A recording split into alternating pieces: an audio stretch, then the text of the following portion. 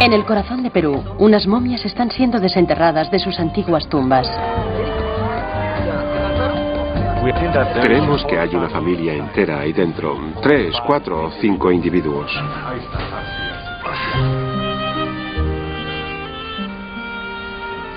Guerreros, madres, niños.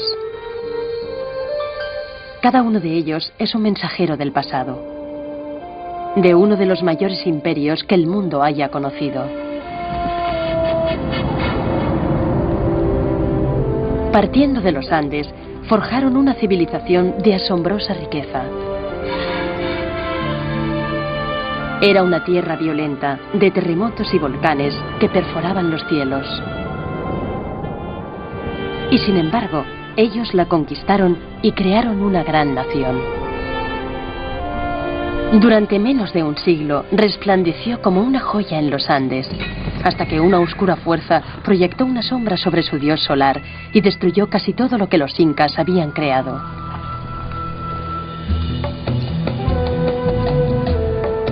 Hoy los restos dispersos se hallan en peligro debido a una creciente población y a la codicia de los buscadores de tesoros. Ahora los arqueólogos luchan por salvar los últimos vestigios en una carrera contrarreloj. Este pueblo hizo algo extraordinario en los Andes. El pasado de Perú no debería olvidarse. Este es un trabajo muy importante porque nos ayuda a comprender nuestro pasado. Las momias son como cápsulas del tiempo. Pueden enseñarnos mucho acerca de cómo era la vida hace 500 años, pero estamos perdiéndolas muy deprisa. Es un frágil legado el que nos dejaron los incas. Pero con cada fragmento rescatado, con cada nuevo estrato excavado, el pasado cobra vida. Momias incas, secretos de un imperio perdido.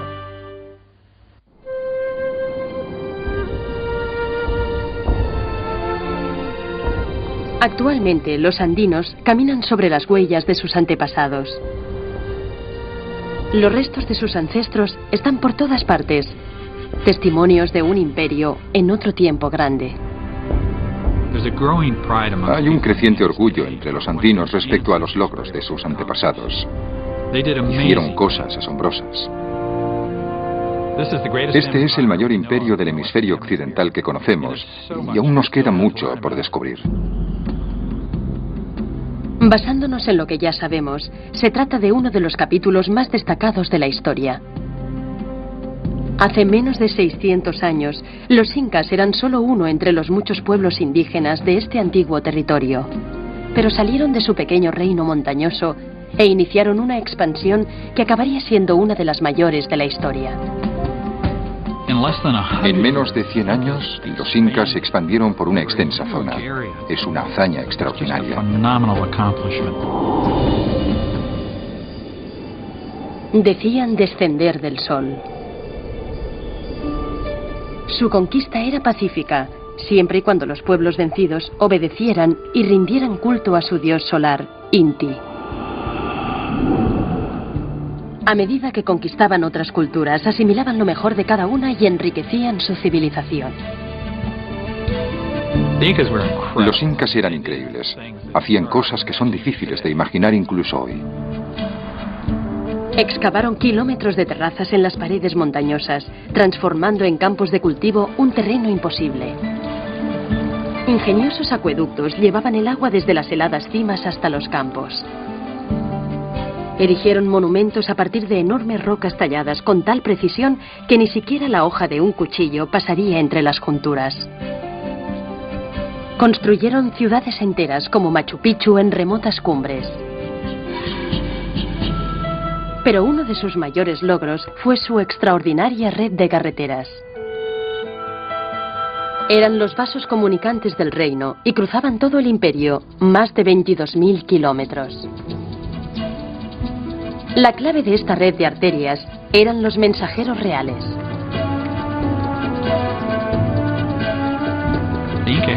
Los incas tenían un increíble sistema de mensajeros, como una compañía de postas.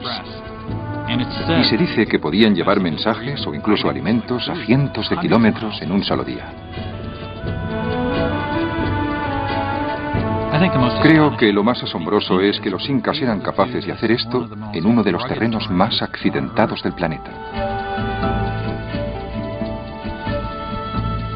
Fueron estas carreteras y los mensajeros reales lo que permitió a no más de 100.000 incas gobernar a más de 10 millones de súbditos.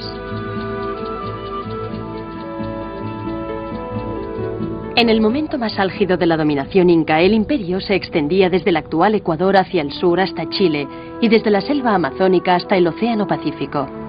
Sus fronteras llegaban a los 4 puntos cardinales. Aquí todo el mundo era gobernado por los incas. En el límite occidental de su reino, cerca de lo que actualmente es Lima, la capital del Perú, se hallan las ruinas de una comunidad que en otro tiempo formó parte del imperio. Pero en 1989, cientos de familias sin hogar se trasladaron y se establecieron allí.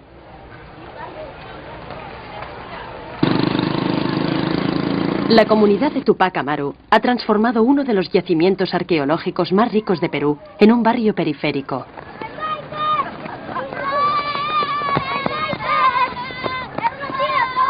El barrio está plagado de vivos y de muertos.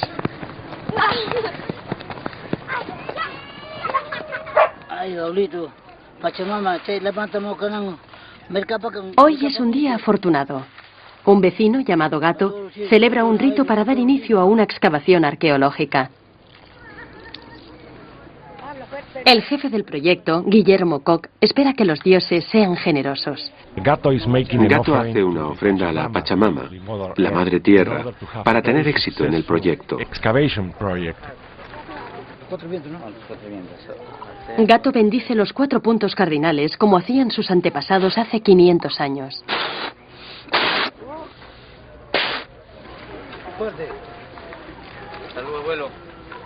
En una excavación anterior, Willy descubrió que hay enterradas cientos de momias bajo este barrio.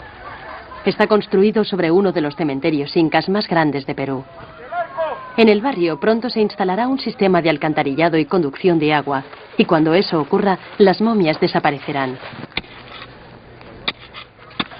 Con los fondos de ayuda de National Geographic, el equipo intentará rescatar todo lo que pueda.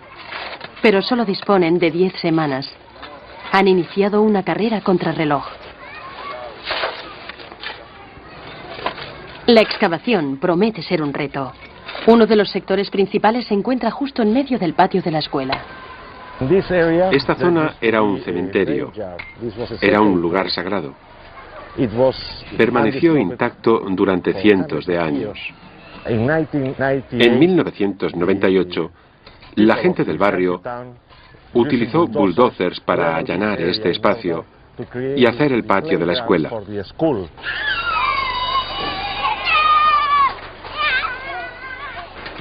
Trabajar en el patio de la escuela resulta bastante difícil. Tenemos encima a los alumnos, complicándonos la vida, y levantamos tanto polvo que es realmente duro para todos. Pero en este inverosímil escenario, el pasado empieza a emerger. Los niños sienten mucha curiosidad. Están muy interesados. Están aprendiendo mucho. Para ellos es realmente una oportunidad única de conocer el pasado. Y es su pasado.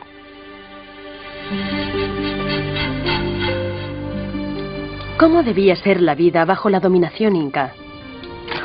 Todo dependía del rango. La vida de un súbdito del imperio era radicalmente distinta a la de un miembro de la élite inca. Con el sudor y el trabajo de sus súbditos construyeron su reino. Sometiendo a quienes conquistaban, los incas forjaron un reino de gran prosperidad. Era una tierra pródiga. Acumulaban toneladas de alimentos en almacenes a lo largo y ancho de todo el imperio, y esto aseguraba que nadie pasaría hambre. Se dice que los incas habían almacenado alimentos suficientes para dar de comer a la nación durante años. Esto ayudaba a granjearse la lealtad de aquellos a quienes conquistaban, pero la seguridad tenía un precio. Los incas gobernaban con severidad. Bueno, por un lado tenías un pueblo que vivía relativamente satisfecho porque el riesgo de pobreza era mínimo. Pero por otro lado, su libertad también era mínima. Los campesinos recibían parcelas de tierra y se les decía lo que tenían que plantar. Les decían con quién tenían que casarse, dónde podían vivir e incluso cómo debían vestirse. Casi todas sus acciones estaban reglamentadas. Los incas controlaban estrechamente el funcionamiento de su imperio y especialmente las carreteras. Sin una lengua escrita, el sistema de registro se basaba en una serie de nudos. Poco escapaba a su escrutinio. Todo el mundo conocía su lugar en el imperio. Una de las cuestiones más importantes para los incas era la capacidad para controlar a tantos pueblos distintos. Conseguían controlar a sus súbditos, incluso en los confines más remotos de su reino. Incluso aquí, en el límite más lejano, en lo que ahora es Tupac Amaru. Ha pasado una semana desde que el equipo de Willy empezó a trabajar. La excavación ha dado ya abundantes resultados. El patio de la escuela está justo encima de la zona de enterramiento de una casta superior, un gran cementerio para la élite inca. Aquí, bajo uno de los lugares más pobres del mundo, yacen unos cuantos privilegiados del ayer. Las conchas de Spondylus traídas desde Ecuador eran más valoradas que el oro.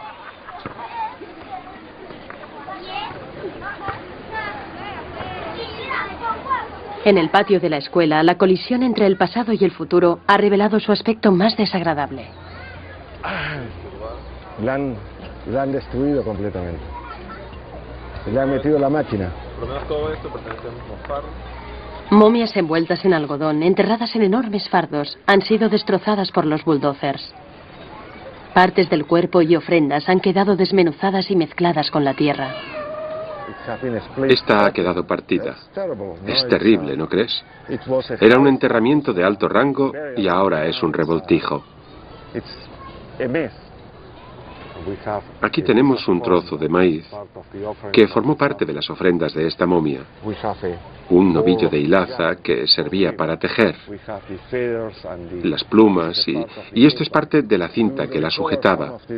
Recuperaremos parte de este material, pero es una tragedia. Es un dilema difícil, la arqueología frente a las necesidades de una población en crecimiento. Hay casi 1.400 niños que estudian en Tupac Amaru. Estos niños van a crecer y cada uno de ellos tendrá 4, 5 o 6 hijos. Y eso creará mucha presión sobre los yacimientos arqueológicos.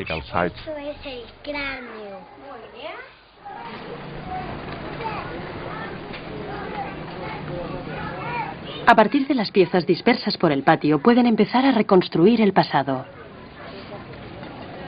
Como si fueran detectives, Willy y su equipo han aprendido a interpretar a los muertos. Parece que este niño era alguien importante. Los tocados de este tipo solo los utilizaban personas de alto rango en el periodo inca. Los antropólogos físicos pueden leer en los huesos y los dientes para obtener más pistas.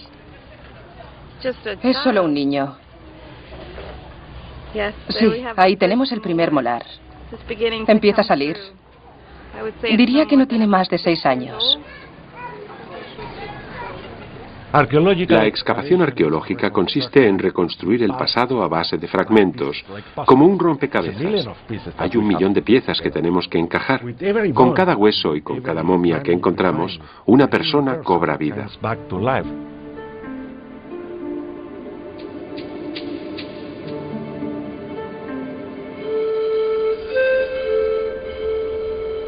Este era un niño de una familia rica.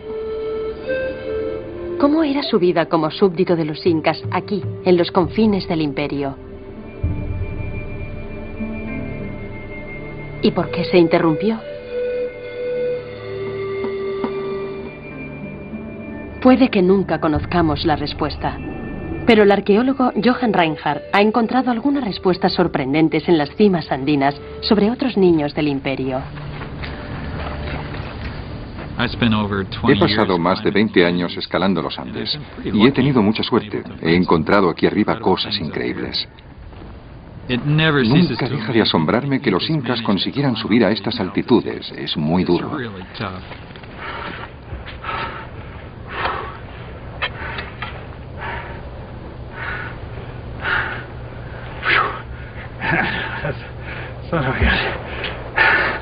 ¿Te imaginas lo que debía ser intentar hacer esto hace 500 años?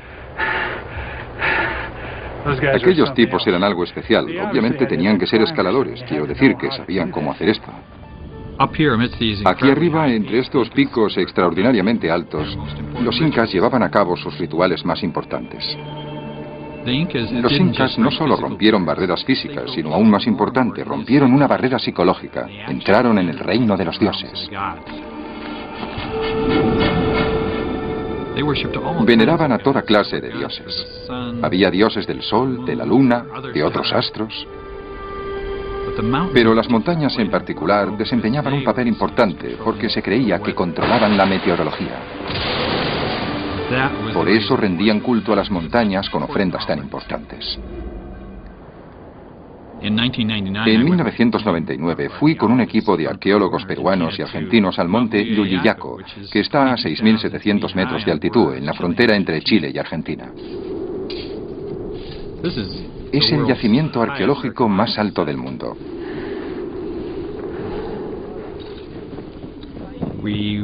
Encontramos 3 momias incas increíblemente bien conservadas. Las 3 eran de niños, sacrificados como ofrendas a los dioses. A una, por desgracia, le había caído un rayo, pero seguía intacta.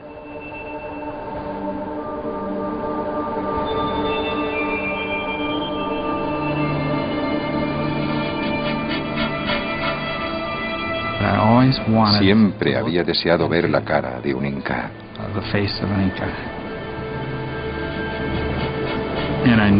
Pero nunca pensé que podría mirar directamente a la cara de un niño inca.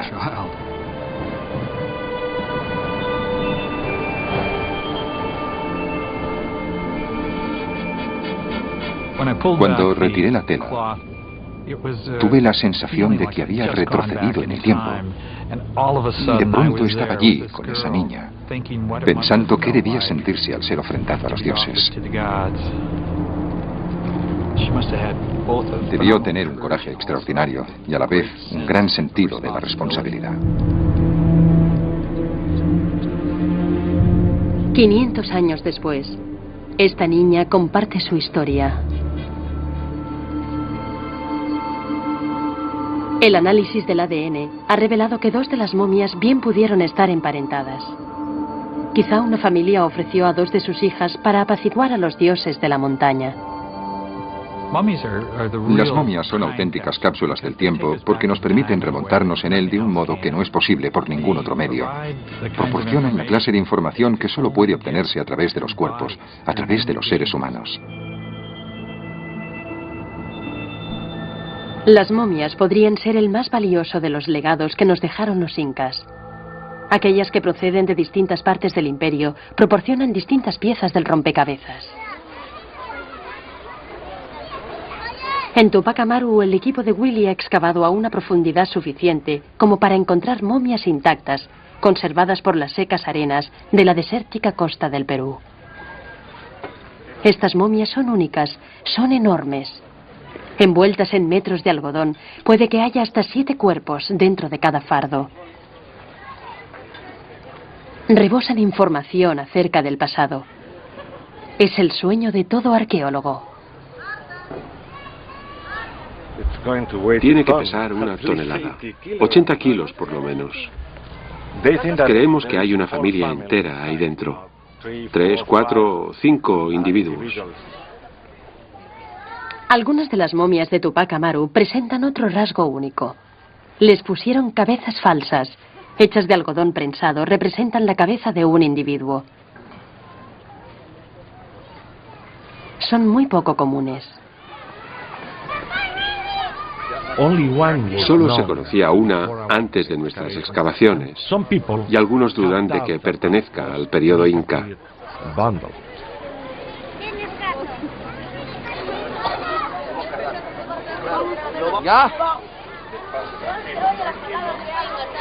Estamos todos muy impacientes por ver qué hay dentro de este fardo, pero tendremos que esperar. Tendremos que hacerlo en el laboratorio.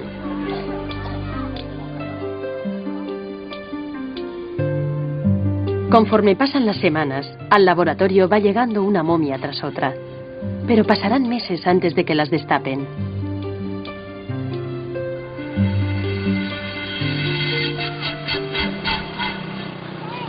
Al equipo le quedan 5 semanas. Cada día las presiones del barrio en crecimiento les pasan factura. Hay 1.140 familias viviendo en Tupac Amaru. Eso equivale a unas 14 o 15.000 personas. Carecen de suministro de agua, alcantarillados e instalaciones. Como puede verse, el agua penetra en la tierra y cada día se destruyen más momias. Por eso este rescate es tan importante.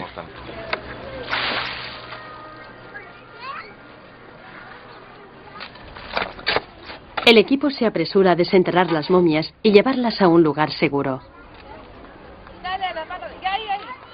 Pero no solo están en peligro los fardos. Las ofrendas enterradas con ellos proporcionan información acerca de las personas que vivieron aquí. Cuanto más hondo excavan, más fardos aparecen y con ellos más pistas. Una pieza de cerámica puede ayudar a datar un cementerio. Esta es más valiosa que el oro. El laríbalo es la cerámica clásica de los incas. Confirma realmente la relación entre la gente enterrada aquí y el imperio inca.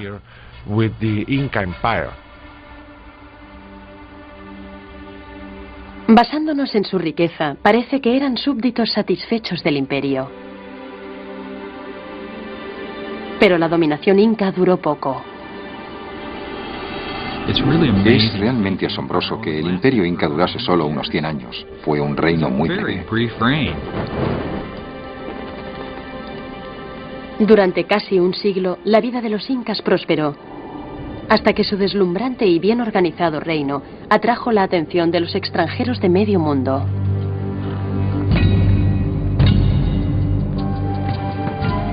Era el año 1530 y los mensajeros reales traían noticias desde la frontera. Una misteriosa enfermedad había invadido los confines del norte del imperio. La viruela había segado miles de vidas y el soberano inca había muerto. Había estallado una guerra civil entre los 2 hijos del rey. Uno de ellos, Atahualpa, estaba resuelto a hacerse con el trono. Pero no tenía idea del legado por el que estaba luchando.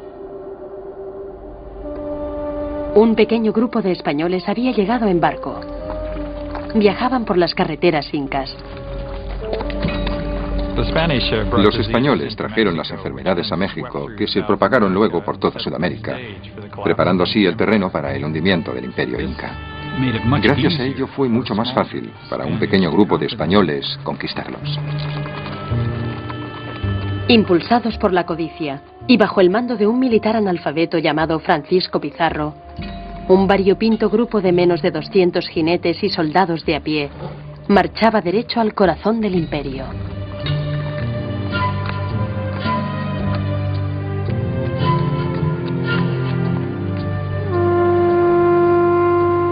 Las noticias sobre ellos les precedían. Atahualpa había salido vencedor en su batalla por el trono. Distraído por la victoria, dejó pasar a los intrusos. Le habían asegurado que no eran una amenaza. La abigarrada tropa de españoles avanzaba sobre extrañas criaturas cuadrúpedas.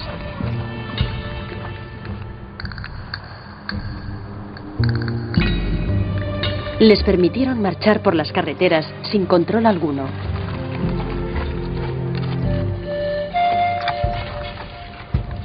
Era un sonido poco familiar el que resonaba en los pasos montañosos. No podían saber que esta visión de otro mundo pronto desvelaría su verdadera naturaleza.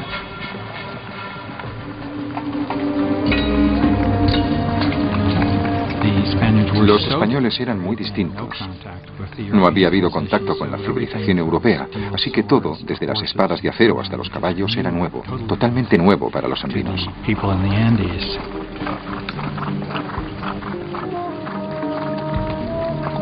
Aunque pocos en número, los conquistadores tenían las de ganar.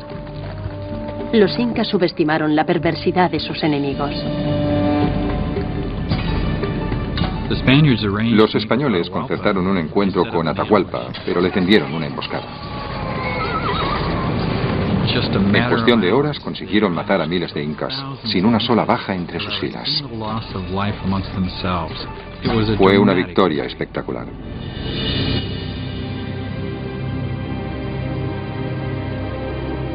El sol había empezado a ponerse en el imperio. Solo una llama continuaría brillando. Después de la conquista, un pequeño grupo de incas huyó hacia una remota región de los Andes llamada Vilcabamba, y allí lograron permanecer ocultos casi 40 años.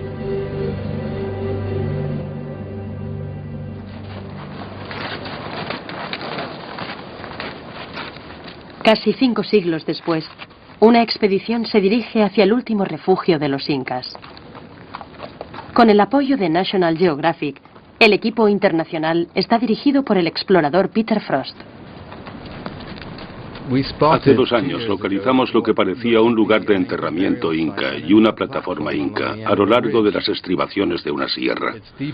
Está en el corazón de Vilcabamba, la zona donde los incas se refugiaron después de la conquista española. Estamos un poco nerviosos, pero también emocionados. Si encontramos algo allí, será un hallazgo histórico decisivo.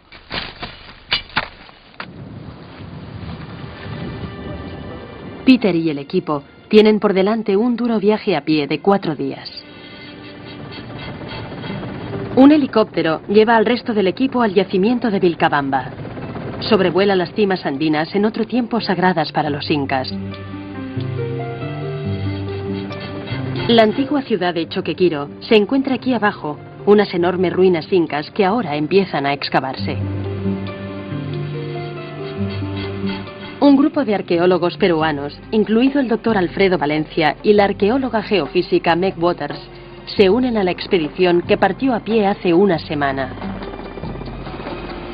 Los arqueólogos tienen una gran cantidad de terreno que examinar. Peter está impaciente por empezar. El extremo occidental de estas montañas se llama Cerro Victoria. Que sepamos, no ha sido visitado por arqueólogos ni exploradores de ningún tipo. El equipo tiene solo 4 semanas para trazar el mapa y excavar una zona aproximada de 4 kilómetros cuadrados. Este yacimiento es tan amplio y tan disperso que vamos a dividirnos en 3 equipos que trabajarán en lugares distintos para abarcar la mayor parte de terreno posible. Justo cuando se inicia esta excavación, la de Willy, en el extremo opuesto del imperio, se acerca a su fin. El invierno ha llegado a Tupac. Los arqueólogos han estado trabajando día y noche. Se les acabarán los fondos en una semana y aún queda mucho por excavar. Los dioses, según parece, han sido generosos con los arqueólogos. La ofrenda de gato a la Pachamama hace 9 semanas ha dado fruto. El equipo ha descubierto casi 200 fardos y desentierran más cada día. Willy, ven para que veas la última falsa cabeza.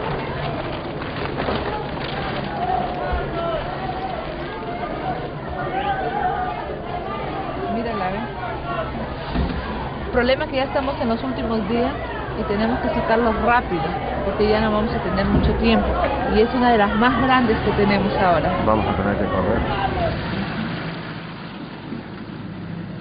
El progreso pisa los talones a los arqueólogos. Las compañías de servicios han empezado las instalaciones. Una vez más, el pasado entra en colisión con el futuro. El equipo rescatará tanto como sea posible antes de que se le acabe el tiempo. Ya casi estamos acabando. En cierto modo, nos están echando. La compañía eléctrica empezó a instalar los postes hace un par de semanas.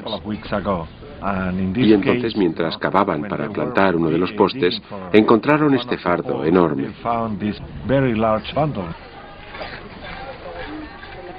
Gato está limpiando el fardo de una momia de niño.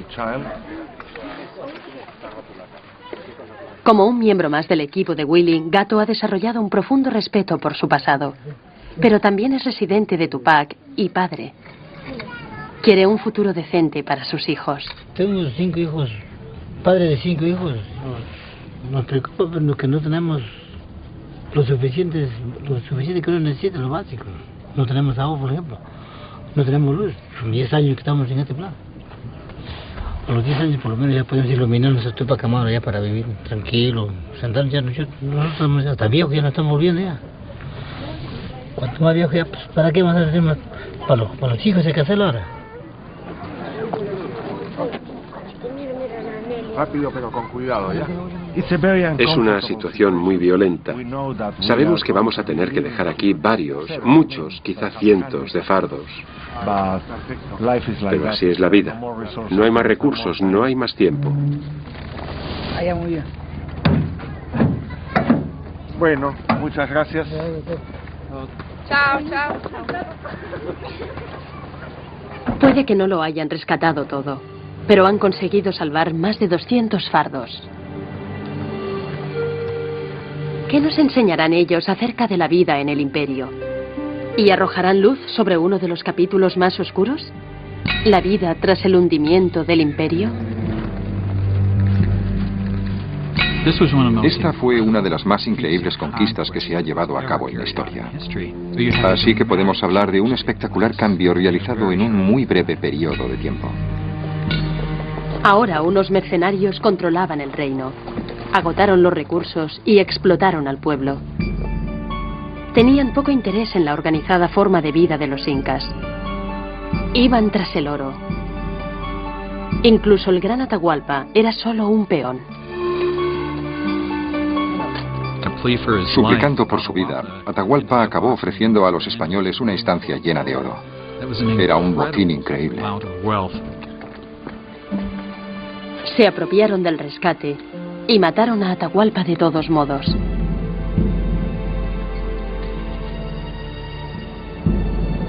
En los años siguientes, los incas intentaron numerosas veces recuperar su reino, pero no lo consiguieron. El último reducto del imperio desapareció por fin en su refugio montañoso de Vilcabamba. Al cabo de una semana de iniciar su expedición, Peter Frost y el Dr. Valencia descubren que el yacimiento es aún más rico de lo que se habían imaginado. Tenemos una muralla y estructuras que son obviamente de diseño inca. Y estamos encontrando cerámica que también presenta características incas. Es evidente que aquí vivió una considerable comunidad. En una cresta más abajo, el equipo del Dr. Valencia ha empezado a excavar una estructura redonda que, según sospechan, era una vivienda. Los restos que están desenterrando no parecerían gran cosa para ojos profanos, pero para el Dr. Valencia tienen un valor enorme. Encontrar tesoros, oro, plata. A los arqueólogos no nos interesan estas cosas. Lo que nos interesa es estos tiestos. Estos tiestos son verdaderos tesoros de información, porque a partir de estos tiestos nosotros sabemos cómo vivían en la época incaica, qué cosas hacían, cómo era su... Este asentamiento fue abandonado. No sabemos exactamente cuándo, pero debió de tener algo que ver con la conquista española. El equipo de Peter ha descubierto un edificio de piedra que esperan arroje luz sobre los últimos días de la gente que vivió aquí. Resulta conmovedor porque parece haber habido un asentamiento que se ocupó principalmente después de la conquista, cuando los incas lo utilizaron como último bastión contra los españoles. Siento cierto respeto al ver todo esto, mucho más de lo que cualquiera de nosotros jamás hubiera imaginado. El mero hecho de encontrar un edificio tan bien conservado como este almacén es extraordinario. Creo que es el edificio más completo, más intacto que hemos visto, ¿no? Esto es un trozo de piedra maciza. Es una obra de mampostería de alto nivel, realmente un buen trabajo. Hay restos incas dispersos por todos estos montes.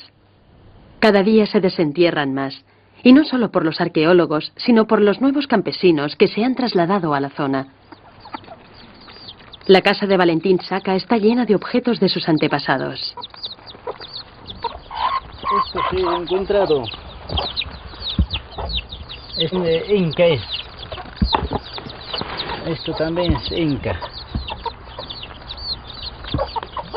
Después esto también. Valentín se trasladó aquí hace 2 años en busca de una vida mejor para su familia. Ahora está reciclando su patrimonio. Ahí estaban piedras de inca. Acá está mi pared. Me voy a hacer una casa. Ha desmantelado ruinas incas a fin de construir un nuevo hogar para su familia. Son extremadamente pobres, solo intentan sobrevivir. Pero incluso las acciones más inocentes pueden tener graves consecuencias. Sabes que cuando los campesinos se instalan en estas remotas regiones boscosas, se produce un ciclo de destrucción. Descubren yacimientos arqueológicos que son saqueados y poco después no queda nada de ellos.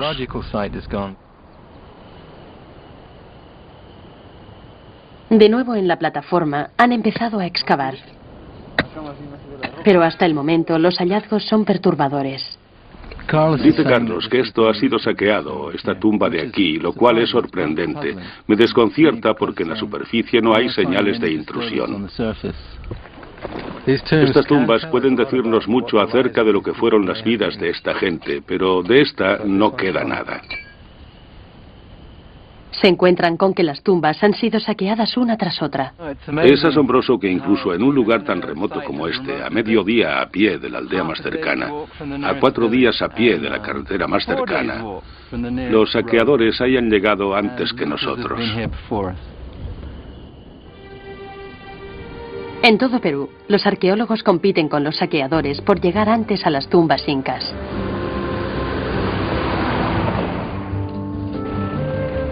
Casi 65 kilómetros al norte de la excavación de Willy en Tupac Amaru, antiguos cementerios y asentamientos salpican el paisaje, pero los saqueadores han dejado cicatrices que jamás se borrarán. Apenas queda nada del cementerio. Parece la luna. El pillaje que empezó con los conquistadores hace 500 años ha sido una plaga en Perú desde entonces. Generaciones de ladrones de tumbas se han ganado la vida saqueando sepulturas, pero hoy día es un gran negocio ligado a un mercado negro internacional. Algunos de los lugares de enterramiento más ricos de Perú se han visto diezmados.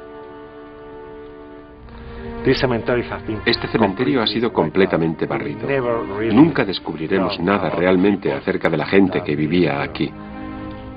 El pasado está desapareciendo demasiado deprisa.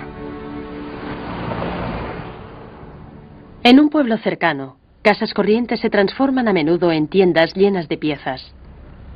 Una cámara oculta revela lo extendido que está el saqueo. El problema del saqueo es muy complejo.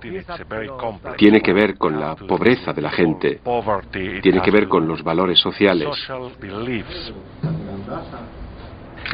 Tiene también que ver con los escasos recursos de que dispone el gobierno. Esto es Inca, periodo Inca autóctono. Echar la culpa solo a los saqueadores es demasiado fácil y no resolverá el problema. ¿Cuánto cuesta esta? 70 soles. Gran parte del pasado Inca ha sido sacado gradualmente del país y confinado para siempre en colecciones particulares. De nuevo en el laboratorio de Willy, las piezas rescatadas de Tupac Amaru ya están a salvo. Permanecerán en Perú y descansarán definitivamente en un museo junto a la comunidad que las desplazó. Las salas están repletas de fardos de momias que esperan para revelar sus historias. Este es el momento que esperamos desde hace meses. Es la primera vez que este tipo de fardo va a ser desenvuelto bajo un estricto control. Para allá. Dígalo sobre la mesa. Ahora así. Ya, a ver. ¿Cómo está? A ver, un poquito más adelante. Me hubiera gustado excavar este cementerio hace 20 años y disponer de 20 años más para estudiarlo. Va a proporcionarnos grandes respuestas. Analizar las ofrendas va a proporcionarnos pistas. Mira, este es el... ¿Quiénes eran las personas enterradas bajo Tupac Amaru y cuál era su función en el imperio? Basándose en los estudios de campo, Willy sospecha que esta fue una comunidad de tejedores, una de las artesanías más prestigiosas del imperio. La mayoría de estas personas llevan consigo instrumentos textiles. La producción textil era un aspecto importante del imperio inca. Este individuo era sin duda una persona rica. En la sociedad andina, los tejidos eran uno de los productos de mayor valor. Esto es realmente valioso, ¿no? Los tejidos valían incluso más que el oro.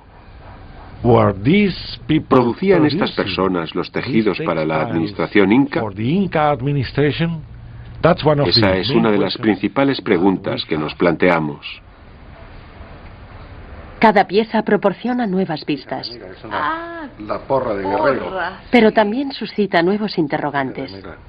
¿A quién pertenecía esta arma? ¿Y era amigo o enemigo del imperio?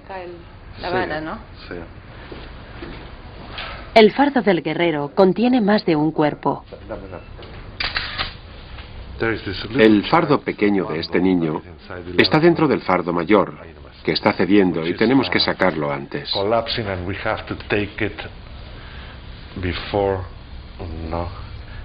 Ustedes sostengan abajo.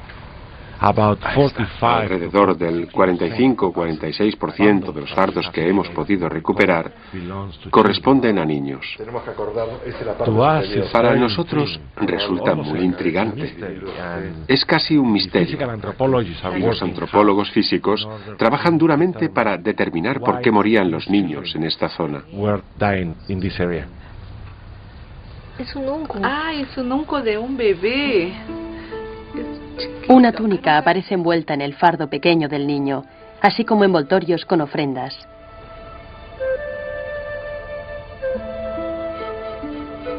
Un peine,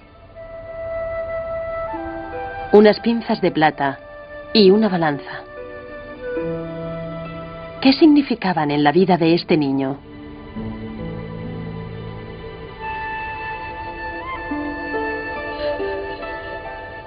No alcanzaba los 6 meses de vida, y por sus plumas y por los adornos, era probablemente un niño de familia rica.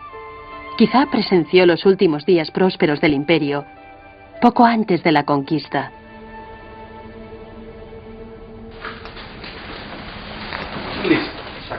Un fardo del cementerio es distinto de todos los demás. Basándose en la cerámica encontrada en él, Willy cree que este enterramiento tuvo lugar después de la conquista española. Este es un fardo muy especial. Pertenece en apariencia al comienzo del periodo colonial. Se sabe muy poco sobre la etapa posterior a la llegada de los españoles a Perú. Nos hacemos preguntas acerca de la época de la conquista que causó tanta conmoción. Cuando vieron a esos curiosos personajes con extraños animales y aquellas armas de fuego totalmente desconocidas para ellos, problemas de salud, inanición, las tensiones que debieron padecer. Los españoles desbarataron el imperio y convirtieron a sus súbditos en esclavos. En solo 50 años, el hambre, la crueldad y la enfermedad diezmaron la población.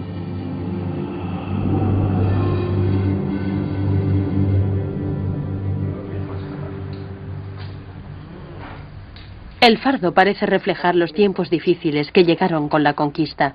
Contiene solo una pequeña ofrenda, una calabaza. El fardo de un bebé yace junto al cuerpo del adulto. Se conserva en casi perfecto estado. Sus manos. Mira sus dedos, ¿ve? Está completito. Los antropólogos físicos estudiarán los huesos para conocer los detalles de su vida y de su muerte. Sí, parece que tiene unos 3 años. ¿Esta porosidad? Sí, la porosidad de hecho indica que estaba muy enfermo en el momento de su muerte. Probablemente padecía desnutrición y quizá también algún tipo de anemia. Es un caso extremo. Sí, está muy marcada. Está fatal. Parece un niño muy enfermo. Sí. Este niño nos proporciona una visión de un capítulo del que conocemos muy poco, pero que fue esencial. ¿Qué nos revelará el adulto del fardo?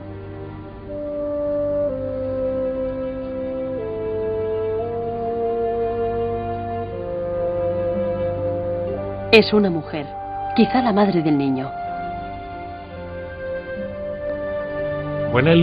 Cuando la miro a la cara, me pregunto quién fue, cómo murió. Estamos realizando estudios de ADN para determinar el parentesco.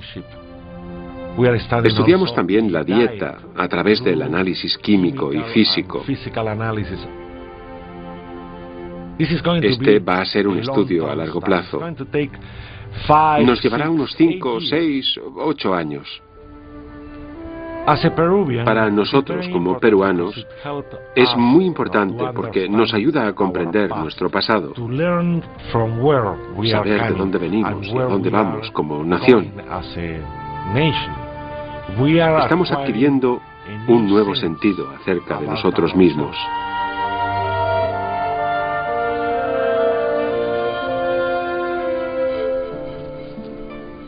Hoy día, en los Andes, perdura aún el impacto de la conquista. Ahora, la mayoría de los indígenas vive en la pobreza. En el pequeño pueblo de Payata, la gente malvive gracias a la tierra. Pero las en otro tiempo fértiles tierras del imperio son ahora pobres y la desnutrición es una amenaza. Esto fue antiguamente un próspero bastión inca. Los almacenes que hace 500 años rebosaban de víveres, ahora se alzan como espectrales recordatorios de lo que fue un reino pródigo.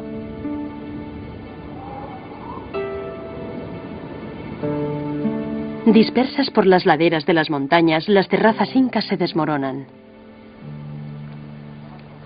Pero aquí, en los montes que se alzan sobre Payata, la esperanza se renueva. Los aldeanos han recuperado la sabiduría de sus antepasados. Están reconstruyendo las terrazas de los incas.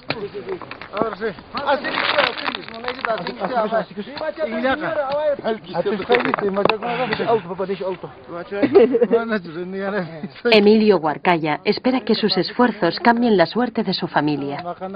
Tienen solo unas semanas para empezar a cultivar. Estamos restaurando los andenes como los incas.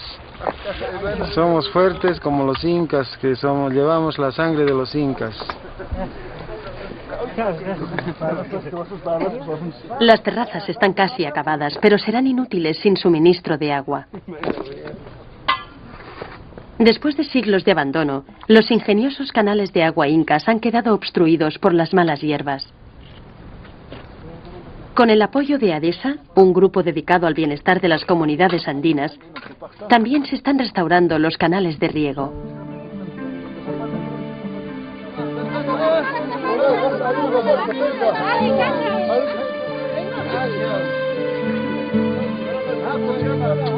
Las terrazas están por fin acabadas. Es hora de abrir los canales.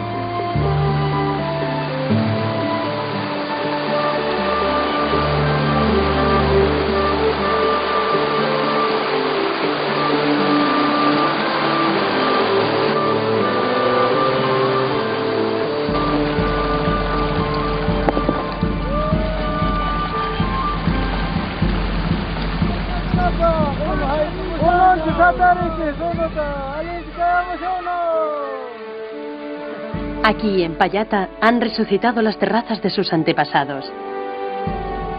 La cosecha está en camino. El espíritu del gran imperio se mantiene vivo. En Tupac Amaru, los niños aprenden los nombres de los soberanos incas. Sus antecesores no serán olvidados.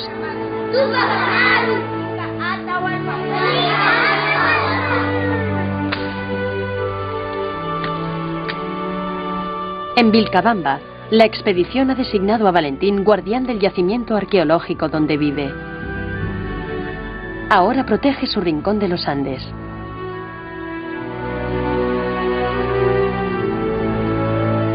En los montes alrededor de Payata, las terrazas han dado su primera cosecha en cientos de años. La gente de Payata ha iniciado un nuevo capítulo en su vida. Nunca tengo la sensación de estar estudiando una historia pasada cuando estudio a los incas, porque su cultura ha sobrevivido. La gente de los Andes la lleva dentro de sí. Su cultura está llena de costumbres, creencias y pautas de conducta incas. La gente conserva aún la cultura inca en sus corazones. Algunos andinos piensan que aún existe un Pachacutic, un tiempo futuro que cambiará el mundo. Y que cuando llegue, recuperarán el pasado esplendor, se producirá el ciclo inverso hacia los tiempos dorados de que disfrutaron cuando los incas estaban en el poder.